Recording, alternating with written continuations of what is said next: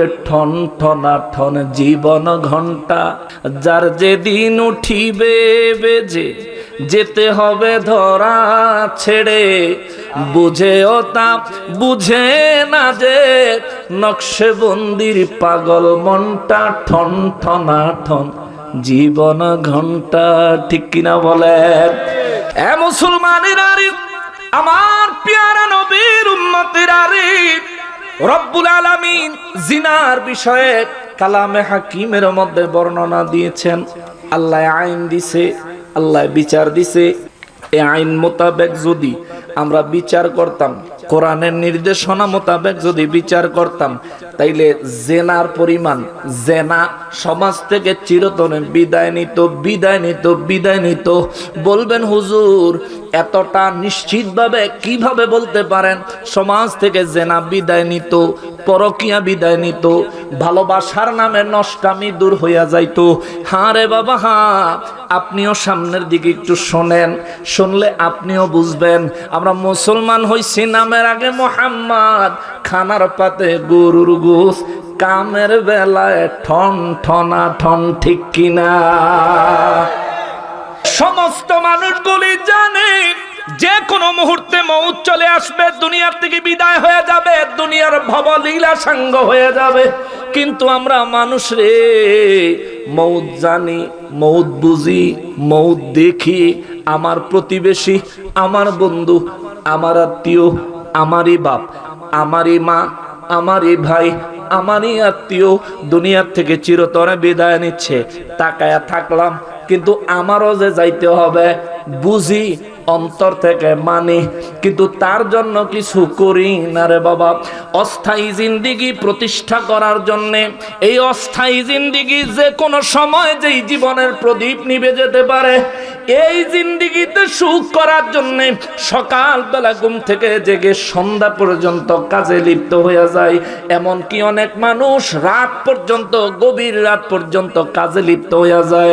যেই জিন্দিগির গ্যারান্টি নাই, তার জন্য সারা দিন কষ্টে কষ্টে দিন পার করে দিলাম। কিন্তু যেই জিন্দিগির শেষ নাই, ওই জিন্দিগির চিন্তা করার সময় আমার হাতে নাই। আমরা আহাম্মকি মুসলমান, কথা বলেন ঠিক কিনা? এই আহাম্মকির জিন্দিগি আর করা যাবে না, এই আহাম্মকির জিন্দিগি আর করা যাবে না রে বাবা। সমাজকে দিন ধর্মের ন্যায় কোরআনুল কারীমের নির্দেশনা মোতাবেক চালাতে হবে। রব্বুল আলামিন বলেন, আয-যানিয়াতু ওয়াজ-যানি, আল্লাহু আকবার। রব্বুল আলামিন কয়, জিনাকারিনী নারী এবং জিনাকারী পুরুষ যদি তাদেরকে জিনা অবস্থায় পাওয়া যায়, আল্লাহ কয় ফাজলিদু কুল্লা ওয়াহিদিম মিনহুমা মিআতা জালদিন, এদের প্রত্যেকের 100টা কইরা বেতেরাঘাত দিবা, কষায়া কষায়া। জোরে বলেন আল্লাহু আকবার। পুরুষেরও 100 বেতেরাঘাত, নারীরও 100 বেতেরাঘাত। নির্দিষ্ট কার? আল্লাহ। নির্দেশ দিয়েছেন কে? আল্লাহ নির্দেশ দিছে। আর আমাদের দেশে দললে খালি ফেসবুকে ভিডিও করে, 2-4টা সর থাপ্পড় দিয়া তারপরে ছাইরা দেয়। আসেনি? চেয়ারম্যান সাহেব একটা বিচার করে, এলাকার নেতা খাতা যারা আছে হেরা একটা বিচার করে, হগলতের পকেটই কিছু হান দাইলে বিচারটা নরম। কথা কয় না রে, পকেটে হান্দানির আগ পর্যন্ত সবাই গরম। পকেটে হান দেয় গেলে কাছে যা হইছে হইছে, আর কি ওই দেখেছে কারণে আর কি। শোনো মুসলমানেরা, হে নিকলির মুসলমান, আল্লাহ কয় আয-যানিয়াতু ওয়াজ-যানি, জিনাকারিনী এবং জিনাকারী, তাদের জন্য আমি আল্লাহ দরবার থেকে নির্দেশ হলো, তাদের জন্য বাজেট হলো ফাজলিদু কুল্লা ওয়াহিদিন, তাদের প্রত্যেককে বেতের আঘাত করতে হবে। তাও বেতের আঘাত যেমন তেমন না, আল্লাহ কষাইয়া আঘাত করতে হবে। কষাইয়া আঘাত কেমন? কয়টা আঘাত করা লাগবে? আল্লাহ কয় মিনহুমা মিআতা জালদাতিন, আল্লাহ কয় প্রত্যেকের 100 কইরা বেতের আঘাত দিবা, 100 কইরা বেতের আঘাত দিবা, 100 কইরা বেতের আঘাত দিবা। আওয়াজ করে বলেন আল্লাহু আকবার। এরপরে আমার আল্লাহ কয়, যে ব্যক্তির বেতের আঘাত দিতে কইব যে লোকটা বেত মারবো হ্যার দিল মায়া আসতে পারে না, কথা কয় না? মানুষ তো, হে তো আর রোবট না। যারে যাই হোক গুনা ভুল করে লাইছে অনেক তারে বেত মারমো, ঠিক আছে 100টা যখন মারণ লাগবে একটু আস্তে ধীরে মেরে দিই, আছে না? মারমো 3টা গরমু 6টা দেই, হ্যাঁ বাসাই দেই একটু বাসাই। রব্বুল ইজ্জত বলেন ওয়ালা তাখুযুকুম বিহিমা রাফাতাও ফি দীনিল্লাহ। আল্লাহ কয় খবরদার খবরদার খবরদার, জিনাকারীদের শাস্তি বাস্তবায়ন করার সময় তোমাদের অন্তরে যেন তাদের জন্য মায়া না আসে। সুবহানাল্লাহ। সতর্ক করলেন কে? আল্লাহ। সতর্ক বাণী দিলেন কে? আল্লাহ। আল্লাহ কয় ওয়ালা তাখুযুকুম বিহিমা রাফাতুন, তাদেরকে তাদের শাস্তি বাস্তবায়নের সময় তোমাদের অন্তরে যেন মায়া না আসে। আল্লাহ কয় ফি দীনিল্লাহ, কেননা জিনাকারী এবং জিনাকারিনীকে 100 করে বেতের আঘাত করতে হবে। এটাই আমি আল্লাহর দিন, আমি আল্লাহর দিন মানতে হবে। 100 মানি 100ই দিতে হবে, কষাঘাত মানি কষাই মারতে হবে, কোনো দয়া মায়া কোনো কিছু চলবে না। নির্দেশ দিলেন কে? এইটুকুর মধ্যে বুঝার কিছু বিষয় আছে। প্রথম বিষয় হলো হুজুর, জিনাকারী আর জিনাকারিনী বলতে আল্লাহ কাগরে বুঝাইছেন? যারা আই লাভ ইউ করে হে করে, নাকি শালি দুলাভাইয়ে হে করে, নাকি পরকিয়া করে হে করে, নাকি ডেটিং এর নামে নষ্টামি করে তাগরে? তাহলে শোনেন, আমার আল্লাহর এই বিধানের মধ্যে আল্লাহ মানুষের 2টা ভাগ করছেন। একটা ভাগ হইল বিবাহিত, আর একটা ভাগ হইল অবিবাহিত। বিবাহিতের শাস্তি ভিন্ন, অবিবাহিতের শাস্তি ভিন্ন। বিবাহিতের শাস্তি হইল জালদা, অবিবাহিতের শাস্তি হইল জালদা, বিবাহিতের শাস্তি হইল রজম। আরবি কইলাম, বাংলা বুঝাই কইতেছে। জালদা মানে কষাঘাত, বেতের আঘাত, আর রজম মানে মৃত্যুদণ্ড। মৌত হবে, গলায় রশি দিয়া টানাইলেও মৌত হয়, গুলি করলেও মৌত হয়, কল্লা কাইটটা ফালাইলেও মৌত হয়, মানুষের অনেক উপরের থেকে নিচে নিক্ষেপ করলেও মৌত হয়, আগুনের ভিতরে জ্বালায়া দিলেও মৌত হয়। তাইলে হুজুর আল্লাহ এখানে মৌত বলতে কোন মৌতের কথা বলেছেন? এরে মুসলমান, জিনাকারী যাদের উপর রজমের হুকুম বর্তাবে, যেই ব্যক্তি জিনার কারণে রজম শাস্তির উপযোগী হবে, এই রজম মৃত্যুদণ্ডটা হইল এমন, এই ব্যক্তিকে পাথর নিক্ষেপ করে করে মরণ পর্যন্ত পাথর মারতেই হবে। পাথরের আঘাতে শরীর, মাথা, চেহারা ছিন্ন বিচ্ছিন্ন হইয়া যতক্ষণ পর্যন্ত মৃত্যুবরণ না করবে ততক্ষণ পর্যন্ত পাথরের আঘাত চলবে। এটার এক রজম। আওয়াজ করে বলেন আল্লাহু আকবার।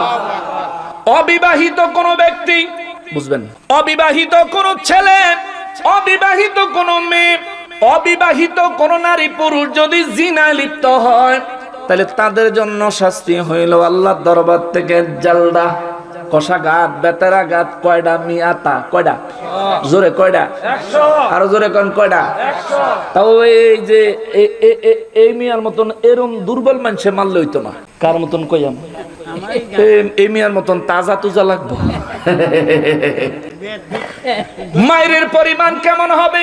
আমার নূর নবী রাহমাতুল লিল আলামিনকে সাহাবায়ে কেরাম জিজ্ঞেস করলেন, নবী গো, ও দয়াল নবীজি, জিনার বেত্রাঘাত 100 বেত্রাঘাত কেমন হবে?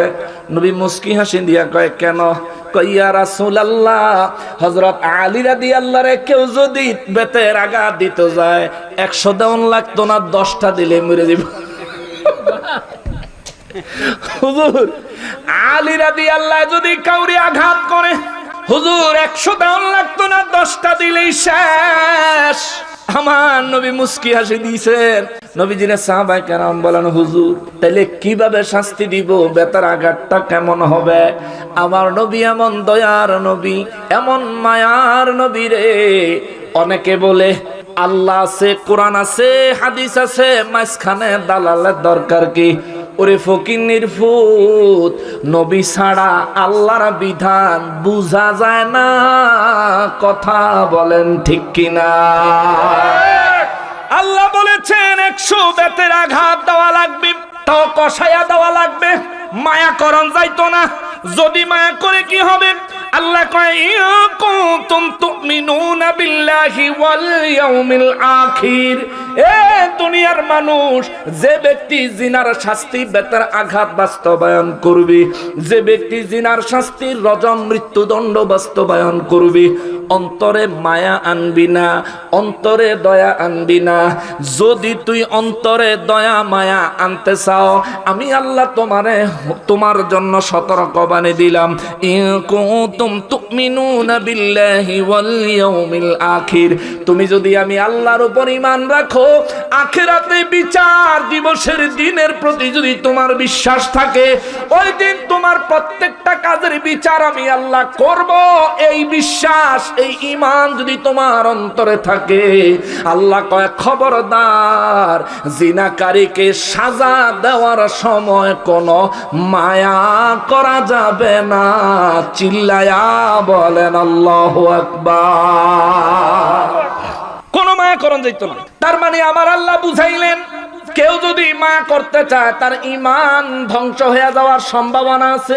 আল্লাহ ইচ্ছা করলে বলতে পারতেন, যদি মায়া করো তোমার আমল ধ্বংস হয়ে যাবে, বলেন নাই। আল্লাহ কয় যদি আমার উপর ঈমান রাখো, যদি আখিরাত দিবসের উপর ঈমান রাখো, তবে মায়া করা যাবে না, মায়া করা যাবে না, মায়া করা যাবে না। এরে মুসলমান রে, আমার রব্বুল ইজ্জত জিনার বিধান দিলেন। সাহাবায়ে কেরাম নবীজিকে জিজ্ঞেস করেন, নবী গো 100 বেতের আঘাত কত জোরে করা লাগবে, কি পরিমাণে করা লাগবে? আল্লাহ তো বলছেন কষাইয়া আঘাত করতে।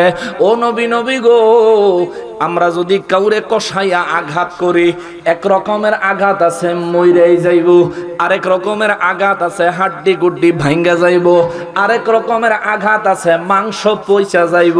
ইয়া রাসূলুল্লাহ, আরেক রকমের আঘাত আছে গো, যেমনই হোক না কেন কষাইয়া যদি মাথার মধ্যে নির্দিষ্ট জায়গায় সেনসিটিভ জায়গায় যদি আঘাত করে, তাইলে মানুষ মারা যাওয়ার সম্ভাবনা আছে।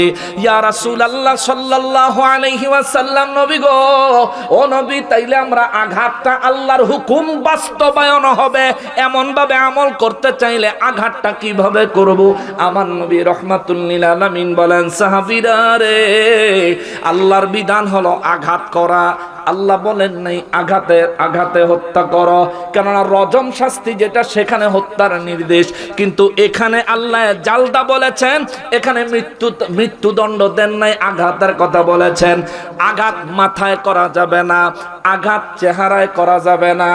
আইনটা বুঝা নেন, আল্লাহর সংবিধানটা বুঝা নেন। মাথায় আঘাত করা যাবে না, আমার নবী বলেছেন, আল্লাহ কোরআনে বলে নাই। এবার নবী ছাড়া আল্লাহ পাইতে যারা চাও, তোমাদের কাছে আমিও জানতে চাই, আল্লাহ জিনার শাস্তি বলেছেন 100 কষাইয়া বেতের আঘাত। এই আঘাত কেমনে দিবা, কি পরিমাণে দিবা, নবী ছাড়া বুঝার উপায় নাই। অতএব বুঝা গেল, ও ভাই, তোমার ধ্যান ধারণা খেয়াল ঈমানের দুর্বলতার ভুল রয়েছে। আসো আসো আসো, আল্লাহ পাওয়ার জন্য নবীর মাধ্যম তালাশ করি, নবী পাওয়ার জন্য পীর মাশায়েখ আউলিয়া কেরামের মাধ্যমে চেষ্টা করি। ইনশাআল্লাহ আল্লাহ এবং রসুল পাওয়া যাবে, কবরে হাসনে মিজানে পুলসেরাতে নাজাত পাওয়া যাবে। কথা বলেন ঠিক কিনা? বুঝলে অনেক বড় বিষয়, না বুঝলে কিছুই না। বুঝলে অনেক বড় বিষয়। রব্বুল আলামিনের হাবিব রাহমাতুল লিল আলামিন বলেন, জিনার শাস্তি দেওয়ার সময় মাথায় আঘাত করা যাবে না, চেহারায় আঘাত করা যাবে না, লজ্জাস্থানে আঘাত করা যাবে না, এই 3 জায়গায় আঘাত করা যাবে না। এবার আসো আঘাতের সাইজ, আঘাতের পরিমাণ, আঘাতের ওজন, আঘাত কত গভীর, কত শক্ত, কত জোরে হবে। আমার নবী বলেন, আঘাত এমন ভাবে হবে হাড্ডি ভাঙবে না, আঘাত এমন ভাবে হবে মাংস পচবে না, এমন ভাবে আঘাত করবা, এমন ভাবে মাংসের উপরে আঘাত হবে কিন্তু হাড্ডি যেন না ভাঙে না ভাঙে। এ মুসলমান রে, জিনার ব্যাপারে বলতে গেলে এখানে জিনার শ্রেণী ভেদ মোতাবেক জিনার বিষয়ে বলতে হয়। কোন বিবাহিত নারী, কোন বিবাহিত পুরুষ যদি জিনায় যুক্ত হয় তাইলে তাদের শাস্তি হলো মৃত্যুদণ্ড। কি দিয়া? কি দিয়া? ওয়াজটা আজকে বেশি ভালো লাগতো না, কিন্তু কিছু আল্লাহর বিধান হইনা যান, এটা মাথাত করে লয়ে যান। এইটা সমাজে বাস্তবায়ন করবেন, এটা নিজের ঘরে বাস্তবায়ন করবেন, এটা বাড়িতে বাস্তবায়ন করবেন, এটা এলাকায় বাস্তবায়ন করবেন। জিনা নাম শুনলেই যুবক দৌড়ের উপরে থাকবো, ঠিক কিনা বলুন? যদি সমাজের মানুষ কোন জিনাকারীরে ধইরা আল্লাহর বিধান মোতাবেক বেতরাঘাত করতো, তাও কেমনে জানেননি? গোপনে না দাও, আবার গোপনে করুন যেত না। হায় হায়, গোপনে করা যাবে না। আল্লাহ কয় ওয়ালিয়াশহাদ আযাবাহুমা তাইফাতুম মিনাল মুমিনিন। আল্লাহু আকবার। আল্লাহ কয় এই শাস্তি দেওয়ার সময় একদল মুমিন, একদল মুসলমানরে উপস্থিত রাখতে হবে। উপস্থিত রেখা এই প্রাইমারি স্কুলের মাঠ হয় না, মানুষ উপস্থিত রেখা তারপর ফিডা দিতে হইব। ফিডা যেন দিব, গায়ের উপরে যদি সালার শট লাগায় মারি দেয়, বুঝছেন? মানুষ চালাক আছে না? এ কথা কন আছে না? মানুষ তো শুধু দুনিয়ায় চালাক না, হাসরের ময়দানেও চালাক। একবার আরে আল্লাহ কইব কিরে নামাজ পড়ছনি? দে কইব আল্লাহ পড়ি নাই। কি লিগা? যেই ব্যস্ত আছিলাম, মাছ ধরন লাগছে হাওড়ে গিয়ে, হেনতেনে আইসি হাইনজালা, কইতে জোহর কইতে আসর, গায়ে তো ঠিক মতো কাপড়ে আসিল না। আল্লাহ কই কি কস? রোজা রাখছত নি? গ্যাস্ট্রিক আছিল? হজ করছত নি? আমি খাইছি মাছ মাইরা হজ আইব কইতে, আমি খাইছি কৃষি কাজ করে হজ করবো কইতে, টেহা হইতো আসিল না। আল্লাহ কইব জাকাত দিছত নি? কইব ভাত খাইতাম, ভাত খাই নাই, জাকাত দিব কইতে। আল্লাহ আল্লাহ কইব হজ করলি না, জাকাত দিলি না, রোজা রাখলি না, নামাজও পড়লি না, যা জাহান্নামে যাই গিয়া। এবারে একটা দৌড় দিব জাহান্নামের দিকে। ফেরেশতারা কইব আল্লাহ যেমনে দৌড় দিছে জান্নাতীরাও জান্নাতের দিকে এমনে দৌড় দিতে দেখি নাই। সুবহানাল্লাহ, সুবহানাল্লাহ। আল্লাহ কইব তো কিসে? আল্লাহ তে মনে হয় বুঝে নাই। ফেরেশতারা কইব এ রব্বুল আলামিন, এই লোকটা মনে হয় বুঝে নাই। আল্লাহ বলবেন কি বুঝে নাই? হ্যাঁ মনে বুঝে নাই যে আপনি জাহান্নামে যাইতে কইছেন। হ্যাঁ মনে বুঝছে, আরে ব্যস্ত যাইতে কইছেন, এর লিগে তে মনে দৌড় দিছে। আল্লাহ কইব আচ্ছা ঠিক আছে, তারে ডাক দাও। জিগাই ফেরেশতারা তারে ডাক দিলে এই ব্যক্তির আল্লাহ কইব কি রে, কই যাইতে কইছি? আল্লাহ আপনি না কইলেন যাইতাম? হ্যাঁ কই যাইতে কইছি? আপনি তো কইলেন যাইতাম। আরে ওটা কই যাইতে কইছি? আল্লাহ আমারে এই জাহান্নামে না যাইতে কইছেন। কত বুঝছো? আল্লাহ কইব বুঝছো? জি আল্লাহ বুঝছি। তো তুমি যে এত জোরে দৌড় দিছো জাহান্নামের দিকে? আল্লাহ আপনার ইজ্জত বাঁচানোর লিগে। আল্লাহ কইব কি রে, আমার ইজ্জত তুই বাঁচাস হাসরের ময়দানে কেমনে? আল্লাহ 70 বছর হায়াত পাইছিলাম, 70 বছরে ডেইলি 5টা করে নামাজের হুকুম গেছে, একটাও আদায় করিনি। মাঝে মধ্যে আদায় করছি, মাঝে মধ্যে আদায় করি নাই। আপনি 30 পারা কোরআন শরীফ ও 82 বার নামাজের নির্দেশ দিচ্ছেন, সেই নির্দেশও ঠিক মতন মানি নাই। আজকে হাসরের ময়দানে আপনি নিজে ডাইরেক্ট একটা হুকুম দিচ্ছেন আমারে, কোরআন শরীফেরটা না মাইনা আইছি আসামি হইয়া, সরাসরি আপনার হুকুমটা না মাইনা আমি যদি এখনো খারুয়ে থাকি তাহলে আরেকটা বেদফি হয় না? আপনার দুই ইজ্জত থাকে না। লেগে চিন্তা করছি আমি ওই জাহান্নামে যাই, আপনার ওই ইজ্জত থাকে। জোরে সুবহানাল্লাহ। ফেরেশতারা কইব আল্লাহ গো এটা তো চালাক মানুষ, এ দুনিয়ার চালাকের চালাক। আল্লাহ কইব বান্দারে আমার তো রহমতের দরিয়ায় ঢেউ উঠে গেছে, কইলি কি? ফেরেশতারা কইব আল্লাহ তে দুনিয়ার চালাক। আল্লাহ কইব চিনো নি এটা কেডা? এটা আমার আখিরি নবীর উম্মত। সুবহানাল্লাহ, আখিরি নবীর উম্মত। হাসরের ময়দানে গিয়ে চালাকি করবেন, দুনিয়ার চালাকি আছে নি? বলে 100 বেতের বাড়ি যখন দেওয়ান লাগবো তাইলে গায়ের উপরে সালা বস্তা বাইন্দা হের পরে দিব, আল্লাহর হুকুম আদা এবো ফুতেও বাচ্চা যাইব। মুসলমানের আরিফ, আমার পেয়ারা নবীর উম্মতের আরিফ, রব্বুল ইজ্জাত শুধু বলে দিলেন জিনাকারী এবং জিনাকারিনীকে 100 করে বেতের আঘাত মারতে হবে, কষাইয়া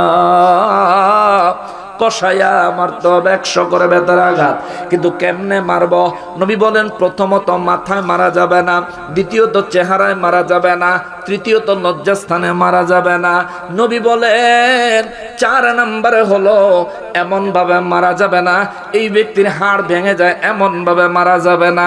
নবী বলেন 5 নম্বরে হলো এই ব্যক্তির গায়ের উপরে সালাবস্তা চামড়ার কাপড় কিংবা মোটা কাপড় রাখা যাবে না। সাহাবায়ে কেরাম বলেন ইয়া রাসূলুল্লাহ সাল্লাল্লাহু আলাইহি ওয়াসাল্লাম, নবী গো তাইলে আমরা এই পেটের আঘাতের শাস্তি কিভাবে বাস্তবায়ন করব? আমার নবী বলেন পুরুষ মানুষের পরনে থাকবে শুধু লুঙ্গি, আর সারা শরীর খালি, পরনে থাকবে লুঙ্গি, নাভির উপর থেকে হাঁটুর নিচ পর্যন্ত যেন ভালোভাবে ঢেকে যায়, সতর যেন নষ্ট না হয়, সতর যেন ফরজ যেন তরক না হয়।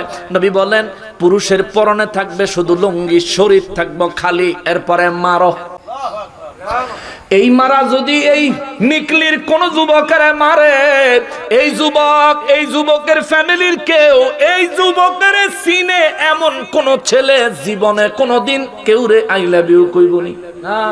কথা কেন কইব? আরে পরকিয়া তো অনেক দূরের কথা, খালি লুঙ্গিটা ভিন্দরে থাকবো।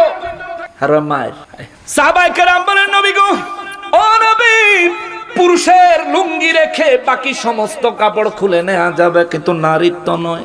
সে যত বড় অন্যায়ের কাজই করুক না কেন লোক সমাজের সামনে তাকে তো উলঙ্গ করা যাবে না। কেননা পুরুষের লজ্জাস্থান নাভির উপর থেকে হাঁটুর নিচ পর্যন্ত সীমাবদ্ধ, কিন্তু নারীদের তো পুরো শরীরটাই লজ্জাস্থান। ইয়া রাসূলুল্লাহ সাল্লাল্লাহু আলাইহি ওয়াসাল্লাম, নবী গো তাদের জন্য কি ব্যবস্থা? আমার নবী বলেন তাদেরকে স্বাভাবিক পোশাকে মারতে হবে, তবে তাদের গায়ে চামড়ার পোশাক থাকতে পারবে না, তাদের গায়ে মোটা পোশাক থাকতে পারবে না।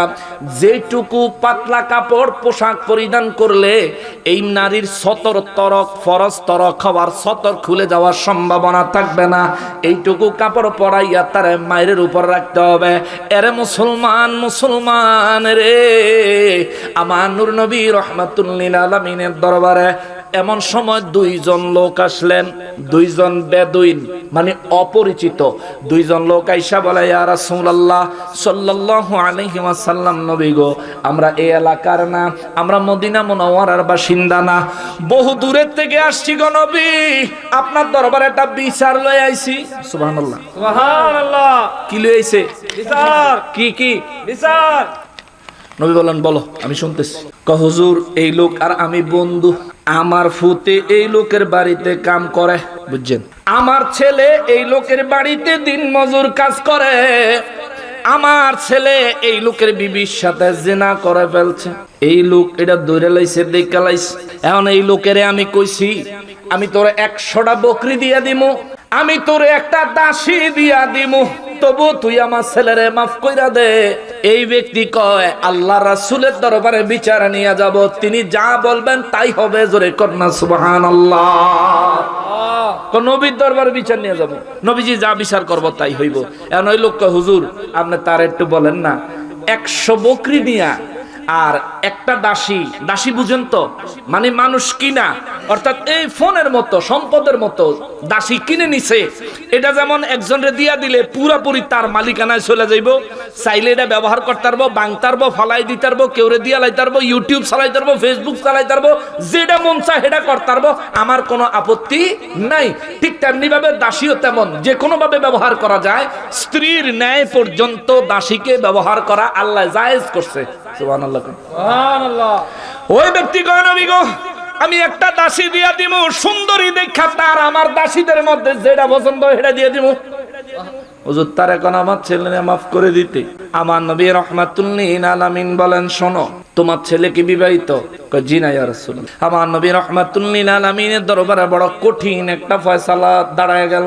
ছেলে অবিবাহিত, কিন্তু যে মহিলার সাথে পরকীয়া করছে সে বিবাহিত। এখন বিচার কি? অবিবাহিত লাইগা তো 100 বেতার আঘাত, বিবাহিত লাইগা তো রজম, মৃত্যুদণ্ড। সাহাবায়ে কেরাম সবাই চিন্তামগ্ন হয়ে গেলেন, না জানি কি হয়। আমার নবী রাহমাতুল লিল আলামিন একজন সাহাবীকে নির্দেশ দিলেন, আগামীকাল সকালে তুমি এই লোকের বাড়িতে যাইবা, এই লোকের বিবিরে পাথর নিক্ষেপ করে রজম করবা, হত্যা করবা। আর কইল তোমার ভূতের নিয়ে আসো। নবী বলেন সাহাবীরা রে তারা 100 বেতের আঘাত লাগাও, জোরে কন্যা সুবহানাল্লাহ। বিবাহিত আর অবিবাহিত যদি জিনা করে, অবিবাহিত খাইব বেতের আঘাত। এখন অবিবাহিতর ভিতরে অবিবাহিত কারে কয়? যারা বিয়া না করছে। আচ্ছা, এখন তার শর্ত আছে। 1 নম্বরে তে মুসলমান হইতে হইব, 2 নম্বরে প্রাপ্ত বয়স্ক হইতে হইব, 3 নম্বরে তে অবিবাহিত হইতে হইব। এমন যদি হয় যে তার মোবাইলে টোবাইলে বিয়ে হইছে কিন্তু এখনো পর্যন্ত স্ত্রীর সাথে একবারও তার শারীরিক সম্পর্ক হয় নাই, এমন হইতে হইব। আর যদি বলে তার বিবির লগে বিয়ে হইছে, বিবির লগে একবার শারীরিক সম্পর্ক হয়ে গেছে, তাহলে তার খবর আছে, তার মৃত্যুদণ্ড। এই শর্তগুলো যদি কারোর মধ্যে পাওয়া যায় তাহলে তার জন্য মৃত্যুদণ্ড। আর যদি এই শর্তগুলো না পাওয়া যায় তার জন্য বেতের আঘাত। নবীজি তারে ডাক দিয়া 100 বেতের আঘাত দিলেন। আর ওই ব্যক্তির বিবিকে নবীজি হত্যা করাইলেন। জোরে কন্যা সুবহানাল্লাহ। রব্বুল আলামিনের হাবিব রাহমাতুল লিল আলামিনের দপ্তরে জিনার সমস্যা নিয়ে আরো কিছু সমস্যা দাঁড়ায় গেল। রব্বুল আলামিন বললেন এইবার জিনার বিচার করার জন্য আমার আল্লাহ বিচারের ফর্মুলা দিলেন। প্রথমে রায় শোনাইলেন জিনাকারী নিয়ে, এবং জিনাকারী যদি অবিবাহিত হয় তাদেরকে 100 বেতের আঘাত দিতে হবে। ফিকহের মাসআলা মোতাবেক 1 বছরের জন্য তাদেরকে সমাজ ছাড়া দেশান্তর করতে হবে, দেশ থেকে বের করে দিতে হবে, এলাকা থেকে বের করে দিতে হবে। 1 বছর পর্যন্ত এলাকায় ঢুকতে পারবে না। এটা ফিকহের মাসআলা। বেতের আঘাত হবে, 1 বছর এলাকার বাইরেও থাকবে। আমার রব্বুল ইজ্জত বলেন এইটা তো আমি আল্লাহ শাস্তির বর্ণনা দিলাম, কিন্তু বিচারের শাস্তি তো হবে তখন অপরাধ প্রমাণিত হবে যখন, ঠিক না? যখন অপরাধ প্রমাণিত হবে তখন সে না শাস্তি। এখন অপরাধ প্রমাণ করার ফর্মুলা কি? আল্লাহ রাব্বুল ইজ্জত বলেন আয-যানি লা ইয়াকিহু ইল্লা যানিয়াতান আও মুশরিকা। রব্বুল ইজ্জত এই বিচারের ফয়সালা ফর্মুলা বলার আগে আমার আল্লাহ এর আগে আরো একটা কথা কয়, আয-যানি লা ইয়াকিহু, খবরদার জিনাকারীরে কেউ বিয়া করবা না। আল্লাহ কয় আয-যানি লা ইয়াকিহু ইল্লা যানিয়াতান আও মুশরিকাতান।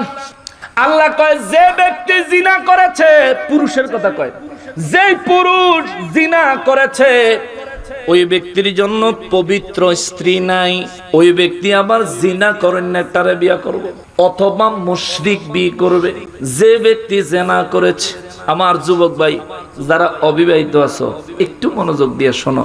ভাইরে মনে করতেছ রঙের দুনিয়া আরাম করে সুন্দর করে কাটাইতেছে, I love you tell you ভালোই চলতেছে, কিন্তু আল্লাহ কয় আয-যানি লা ইয়ানকিহু।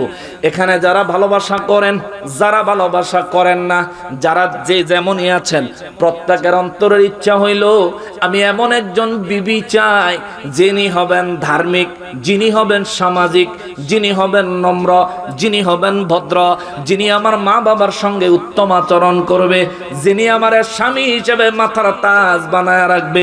এমন আশা প্রত্যেকেই করেন।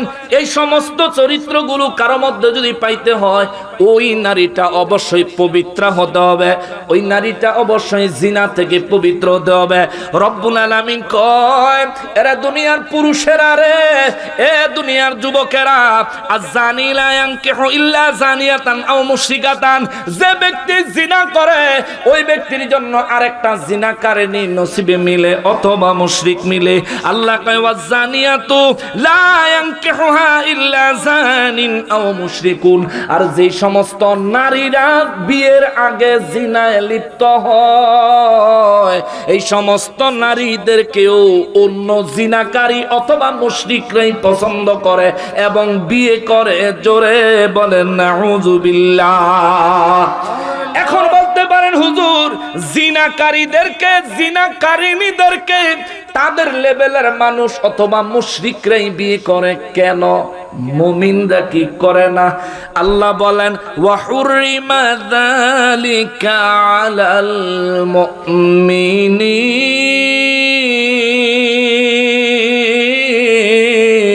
আল্লাহু আকবার। আল্লাহ কয় মুমিনের জন্যই জিনাকারিনী হারাম, এরে বিয়ে করা হারাম। মুমিনের জন্য জিনাকারীকে বিয়ে করা হারাম। মুমিনা নারীর জন্য জিনাকারী পুরুষকে বিয়ে করা হারাম। মুমিনা নারী মুমিন পুরুষের জন্য জিনাকারিনী নারীকে বিয়ে করা আমি আল্লাহ হারাম করেছি। এই জন্য আমার আল্লাহ বলেন আল খাবিসাতু লিল খাবিসিন, খবিশের জন্য আমি আল্লাহ খবিশ ব্যবস্থা করে রাখছি। আত তাইয়্যিবাতু লিত তাইয়্যিবিন, আর পবিত্র ব্যক্তিদের জন্য আমি আল্লাহ পবিত্র বিবি পবিত্র স্বামী ব্যবস্থা করে রাখছি। জোরে বলেন সুবহানাল্লাহ।